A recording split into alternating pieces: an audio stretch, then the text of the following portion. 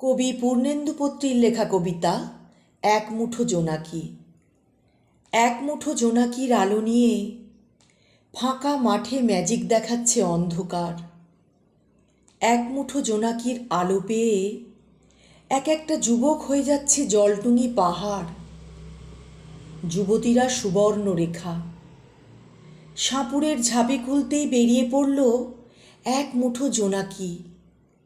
পুজো সংখ্যা খুলতেই বেরিয়ে পড়ল এক মুঠো জোনাকি। এক মুঠো জোনাকির আলো নিয়ে ফাঁকা মাঠে ম্যাজিক দেখাচ্ছে অন্ধকার। ময়দানের মঞ্চে এক মুঠো জোনাকি উড়িয়ে জয়ধ্বনি দিয়ে উঠল যেন কারা। রবীন্দ্র সদনে ৩০ জন কবি ৩০ দিন ধরে আউড়ে গেল এক মুঠো জোনাকির সঙ্গে তাদের ভাব ভালোবাসা। ইউনেস্কোর গোল টেবিল ঘিরে বসে গেছে মহামান্যদের সভা।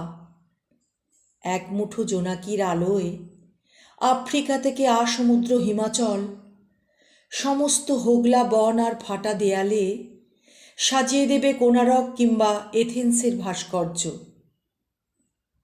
৭ শতাব্দীর অন্ধকার এইভাবে ফাঁকা মাঠে ম্যাজিক দেখিয়ে চলেছে এক মুঠো জোনাকির আলোয়।